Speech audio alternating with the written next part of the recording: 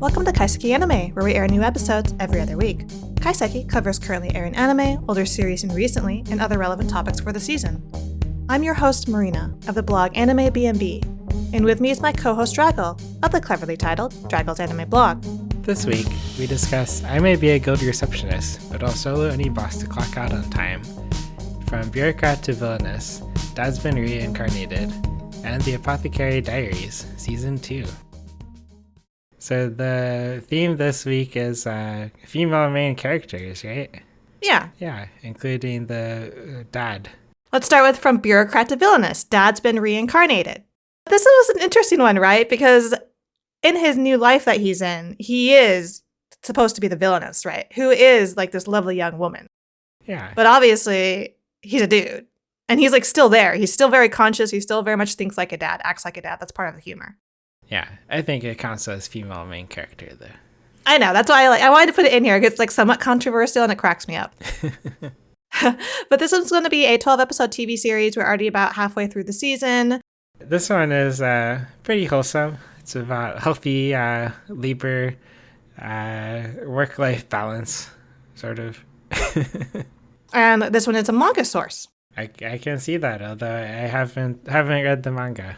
I do wonder like how popular this manga is actually, and like what like it has to be if it was to be made into an anime, right? I don't think that's necessarily the case. Oftentimes there is a very not popular manga that gets an anime and then becomes popular.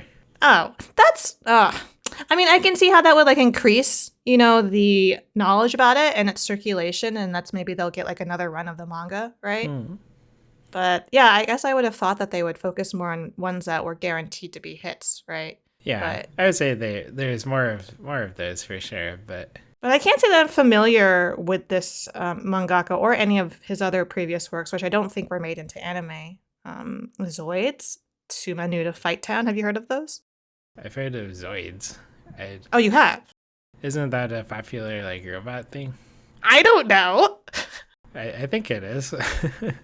Wait, let me look at his other works. Michiro Ueyama? Yeah, well, it's Zoid's Chaotic Century. Which, Okay. it was a manga. Yeah, 5-volume manga back from it looks old. 90s era, 2000s.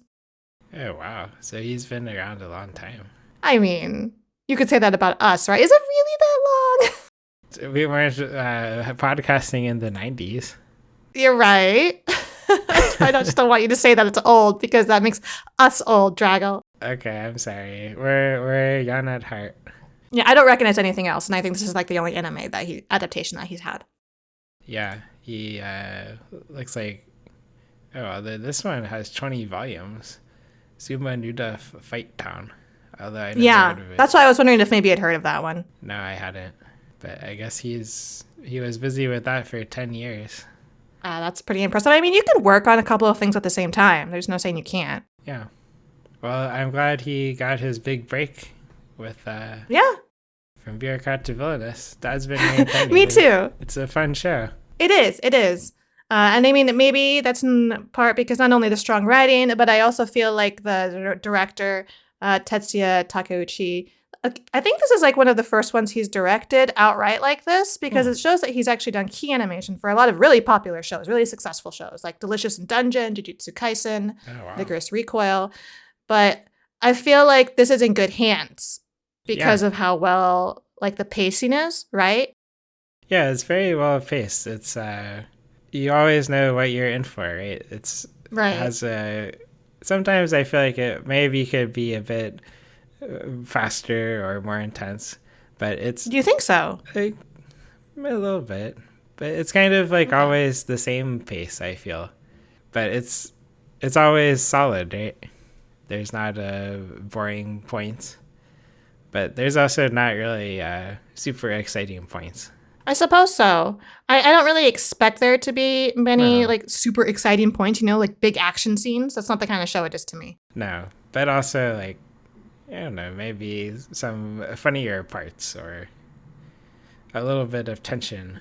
I'm expecting the tension to come into the forefront maybe when we get to more of a push between the villainess and the love interests, because That's part of the humor here, right? Is that he's somehow befriended the heroine of this game and unintentionally is raising his attributes, like his points, with both her and each of the love interests and other characters, right? So like I have a feeling that he's going to unintentionally like step into that role of becoming sort of the heroine. And then he's going to have to like figure out how to like not get these guys to fall in love with him. Once like he starts to realize that they like him like that, he's going to probably have a meltdown. Oh, really? I don't think he will. I think he'll just be No? like, oh, you think you're in love with me, but have you seen how wonderful Anna is? Or some dad thing like that. You think he's just going to keep on deflecting and pushing them towards her? I think so, yeah. I think that depends on how, I guess, outright they are about their feelings. You know, like if they're pretty like passionate about it, that would be really awkward. You can't just like brush that off. I feel like he has the social skills. He could do it.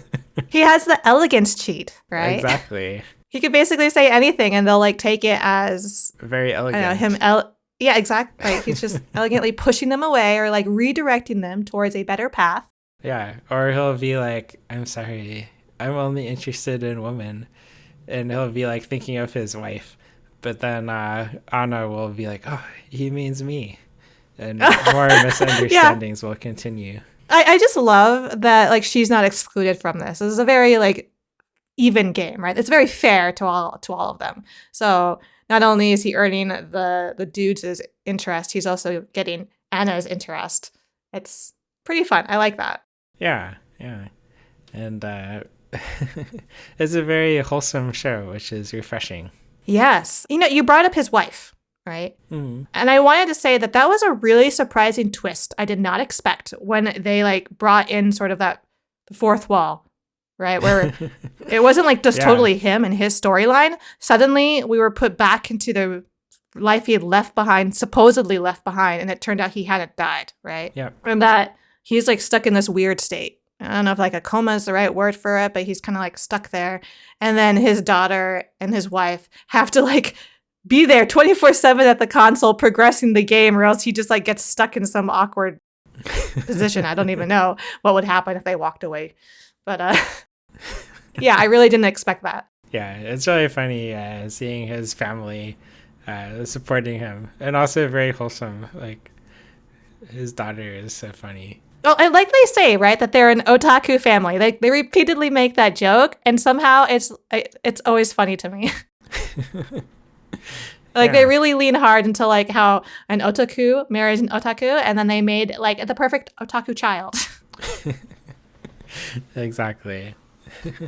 Yeah, I just don't see it as slow. So I guess I'm just enjoying it as it goes. I don't really expect much out of it, and maybe that's another reason why like I really enjoy each episode and the pacing. And I don't actually know, like I'm assuming by the end of the series that he is going to have to complete the game to leave. And I would hope that by the end of the season, I don't really like think this is a type of show that I could see being a 2-season. I think it would be really nice to wrap it up at the 12th episode.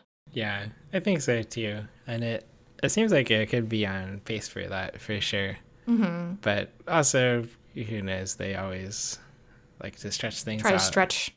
Yeah. Yeah. But I also hope that it will end this season. Yeah. Because there's nothing wrong with just like ending in the right place, right? No, it's better to end in the right place. They need to accept that. Yeah. Then I'll look back on it fondly instead of being resentful that I have to watch another season. Yeah. No one to stop. Okay.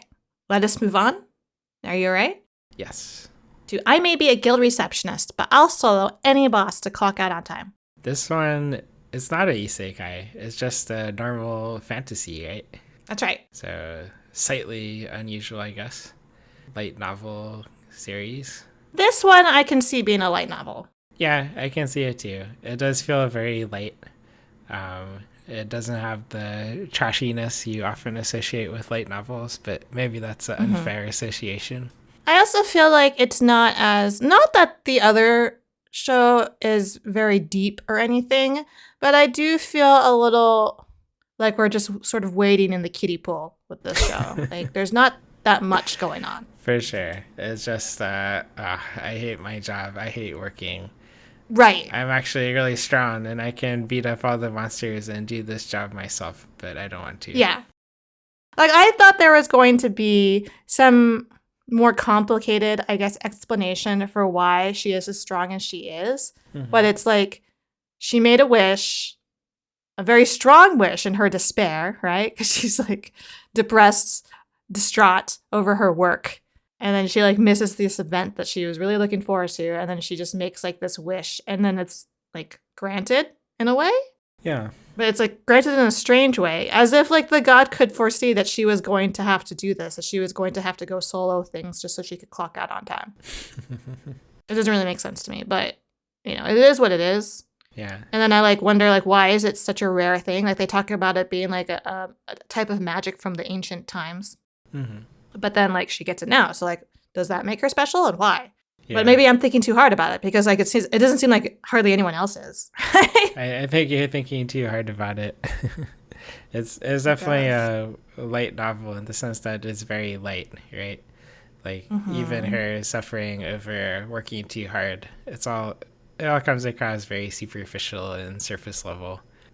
Not that there's much wrong with that, but no, I mean like we've been watching it, right? We obviously didn't drop it. We find it enjoyable enough to keep coming back. Yeah, but I don't think either of us would say it's like a great show. No. No. It passes the time pretty well. I am not bored when I'm watching it. I do laugh.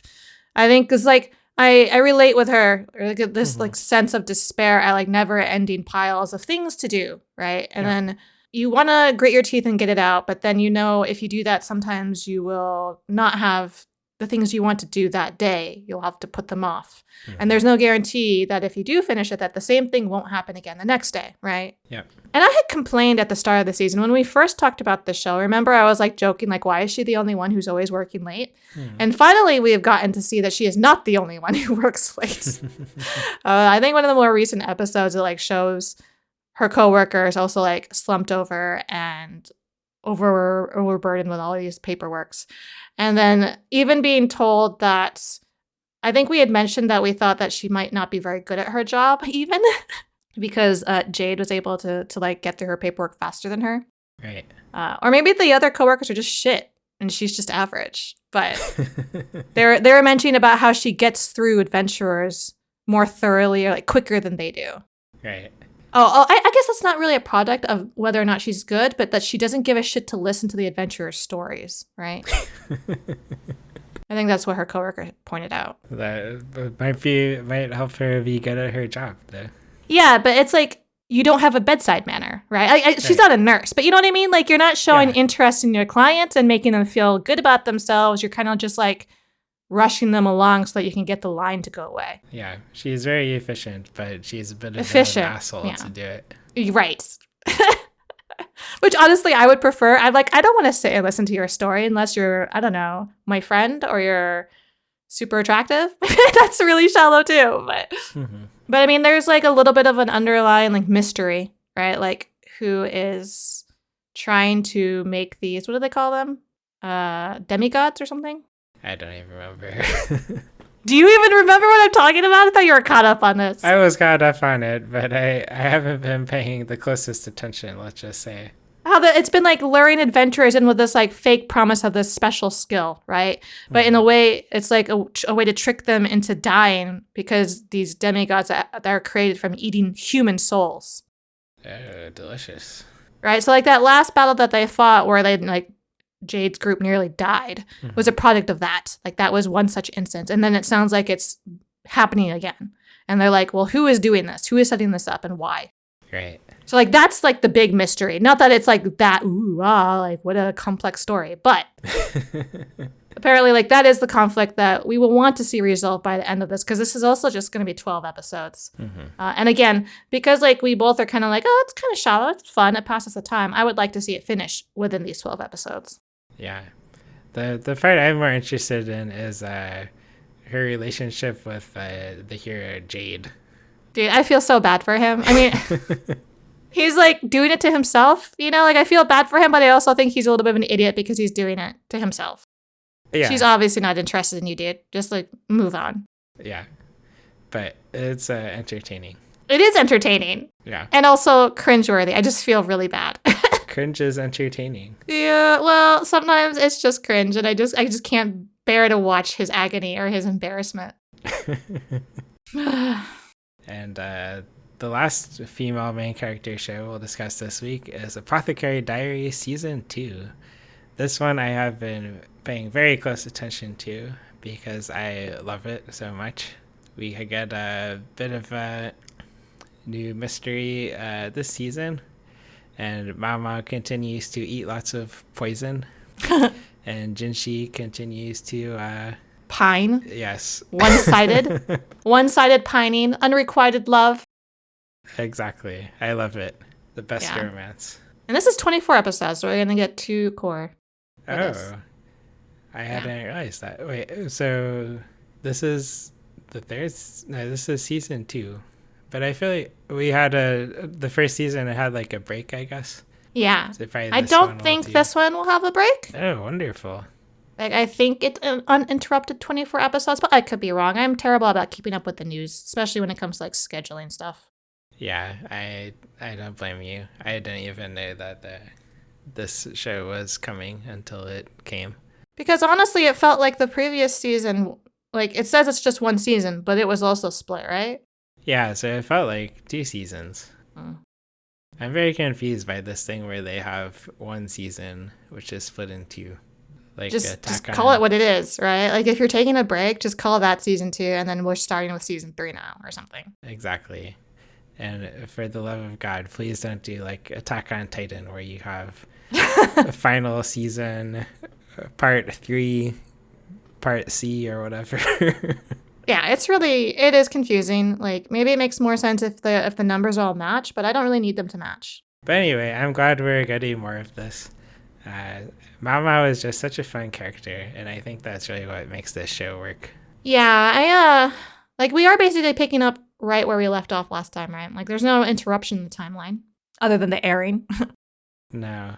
And I forget exactly how the last season ended, but there was some mystery with involving her like biological dad. Yeah, I feel like that was like the big crest, Yeah.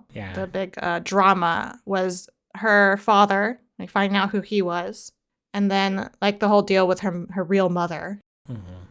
Which, I mean, that's pretty dramatic. Like, she knows who she is. And there is more to be revealed there, from what I remember because I read the manga, not the light novel, which is the main source. But there is still more to be revealed. That's, I think, where they end it. And then they also, like, sort of mentioned, I think, not mentioned, but they also featured, like, how she almost died, right? Because she realized that there was a conspiracy that would have killed Jinshi during a ritual or something, right? Yeah. She said. I'm trying to remember like where it aired. If it was at the end of the first part of the, was that near the end or was that more towards the middle? Yeah, I thought it was near the end, but maybe I'm wrong. Okay. But she definitely she rushed in the ritual and saved him. Mm-hmm. And that was like, I feel like very close around the time that all this information about her father came out, because he was also sort of present for that. Right.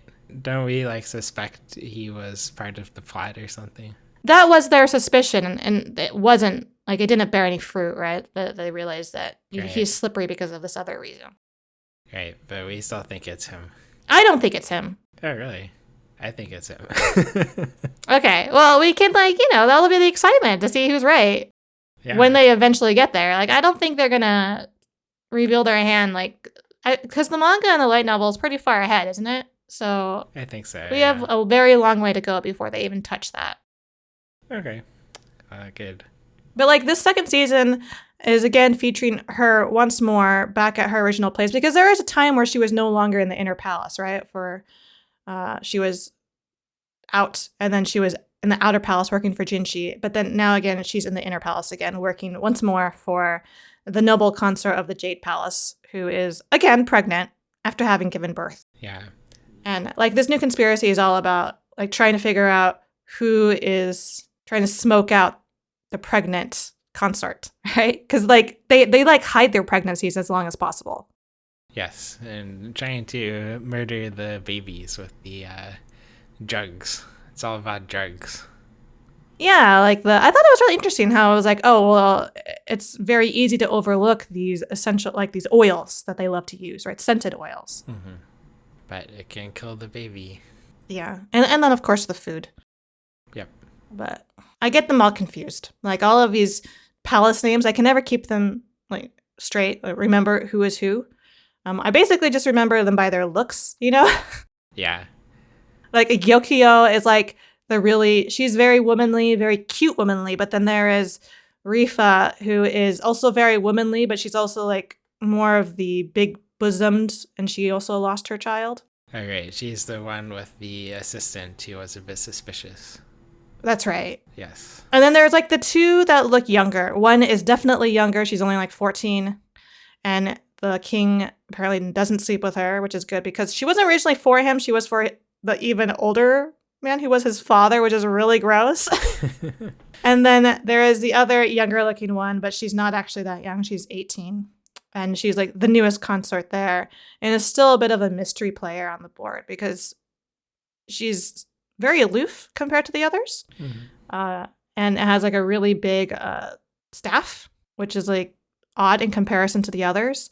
And we don't really know anything about her. So I keep waiting to have something happen with her, something larger that'll affect everyone, so we know more what she wants and what she's there for. But yeah. Yeah, what is she hiding? I don't know. It's a mystery. I bet she's gonna poison someone. I think where I am in the manga, she still hasn't done that, or she's still there, so obviously like darn, things haven't happened that toss her out. Or she's just good at hiding it. Maybe. Only time will tell. This show, every time I watch it, it just flies by. It feels like... Why do you think that is? I think it's just really engaging.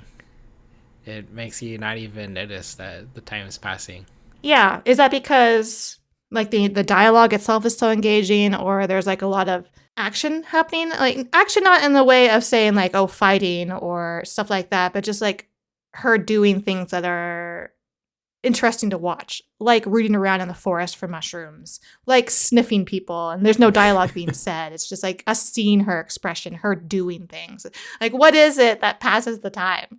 Yeah, I think it's a bit of all of those. But for me, I really just like watching her and her expressions.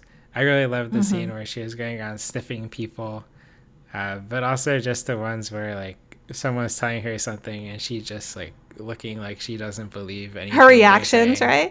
Yeah. She's really fun to watch in the background. She is, yeah. She has some great reactions.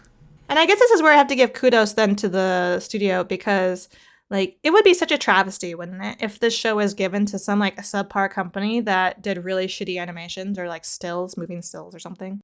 Exactly. Like Grand Blue, my number one most tragic anime. Or like Blue Lock, which like an soccer anime that turned into sliding shows. Like you would think that wouldn't be a death knell for this show, but like us talking about how much we enjoy watching her, you know, I think it would really cut down on our enjoyment of her character. For sure, yeah. And it's not like I would say this even has the best artwork or anything. They know where to put their efforts, which is in her facial expressions and such. But like you said, it's not just that. Like they time it well, right? Yeah. They don't like try to be showy all the time. But like this most recent episode, did you say you were caught up? I think I'm one episode behind. Okay, I don't remember if you read the manga or not.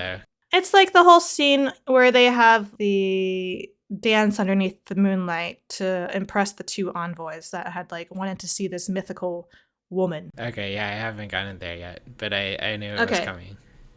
Well, they show it. And I'm not saying it's like the flashiest animation, but like the way that it's drawn, the colors, the atmosphere, it works. So yeah, like it doesn't have to be super shiny, you know? It doesn't have to be like a KyoAni or what's another, studio Trigger or something. I don't know. Yeah, they know what's important is I think what makes it work. Right.